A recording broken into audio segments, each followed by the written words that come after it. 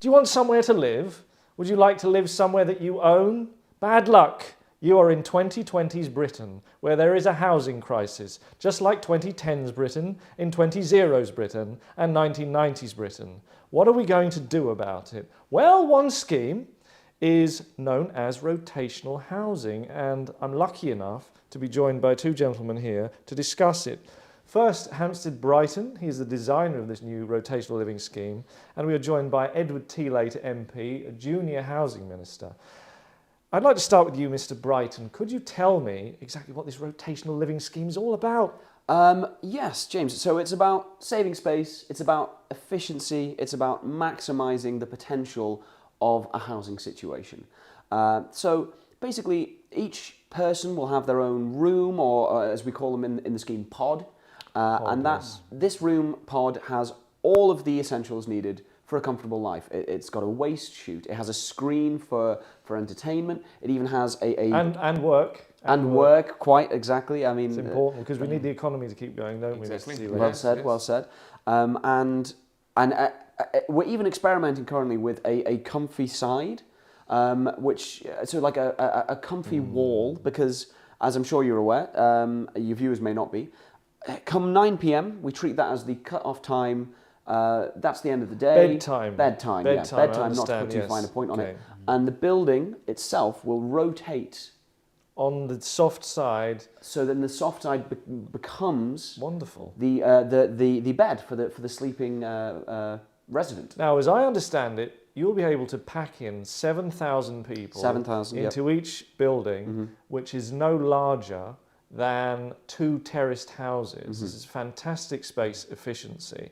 Each pod is going to be only £150,000 on the open market.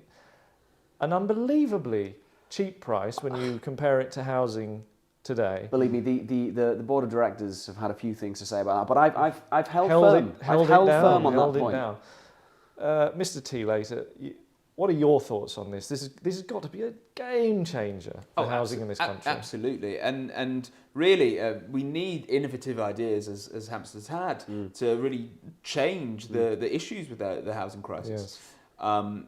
I'm very excited to see what these rotational living properties can do to not just people's lives, but also the economy and for environmental reasons as well. Now, I am forced to bring up some of the criticisms of this scheme. It has been described as coffin homes. Yes, I know. Now it is fair to say that the dimensions of every pod are unbelievably close to the average dimension for a coffin. Merely a coincidence, James. We ran the calculations and we figured out that the most efficient and ergonomically sensible size of the pods, it happened to be slightly larger than an average adult human coffin.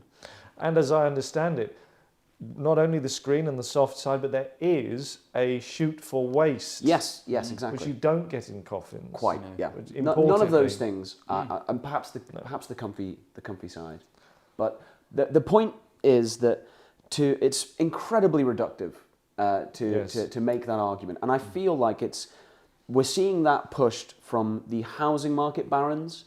And they're trying to change the narrative. Want to keep prices around. High. Yes. I would have thought. And listen, this is I'm from a working family. You know, I wasn't born into wealth. My dad's law firm closed when he was in his 50s. My mother lost a medical license when she was 60, and it was tough for us to try and find a way out of these holes that we kept finding ourselves in. And I don't want young people of today in a struggling economy to have to go through the same struggles that I had to go through. I think what we've created here is a choice. You know, a choice. People who can have houses out in, you know, Cheshire, Hertfordshire, whatever, they can keep those homes and these old homes that will slowly fall apart. But here you're giving working people, a choice to purchase one of these properties, and if they want, they can work hard to build up to something bigger later down the line. I must continue because we haven't been able to find anybody who was prepared to criticise this on camera. So I have to play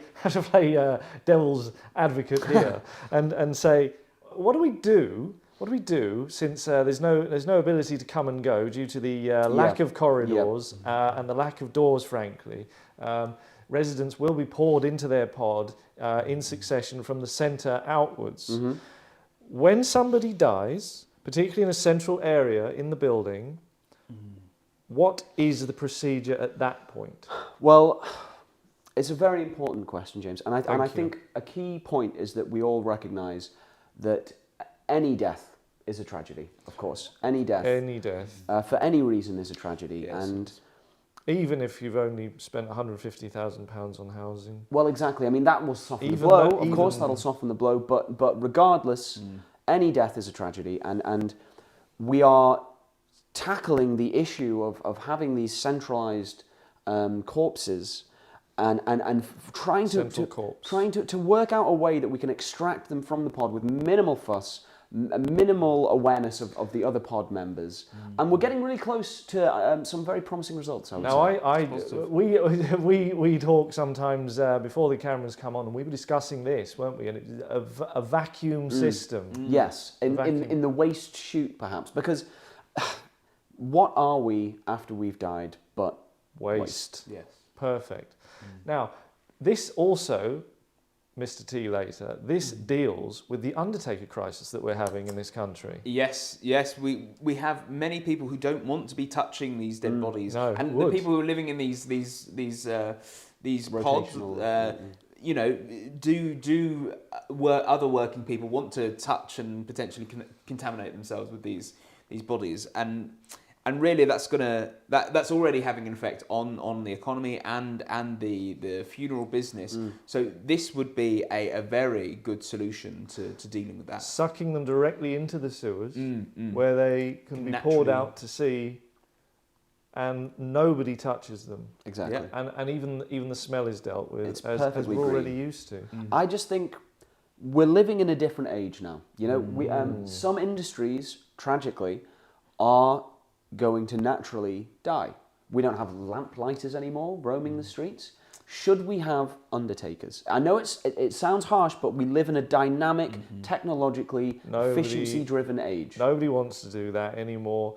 And should we have lamplighters? All of these things. If we could find a way to suck any industry or anything of no longer use directly into the sewers, this would be a great step forward for this country.